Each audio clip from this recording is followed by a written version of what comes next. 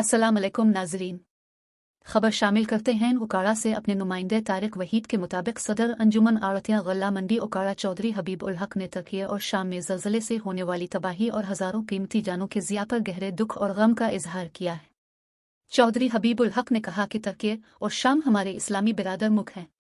पाकिस्तान की अवाम तर्किये और शाम में ज़लज़ले से हज़ारों अफराद के जाँ बहक होने और हौलनाक तबाही से पैदा होने वाली सूरत हाल में मुसीबत ज़दा भाइयों की हर मुमकिन खिदमत करने के लिए तैयार है।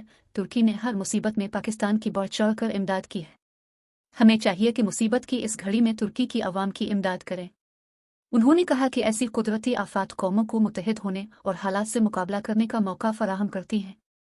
हुकूमत को चाहिए कि अपने हालात पर सुपुष्ट डालते हुए तुर्की और शाम में मुसीबत ज़दा भाइयों के लिए हर मुमकिन इमदाद करें।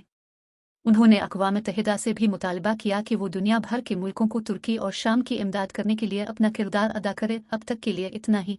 मज़ीद खबरों के लिए हमारे साथ रहें। शुक्रिया।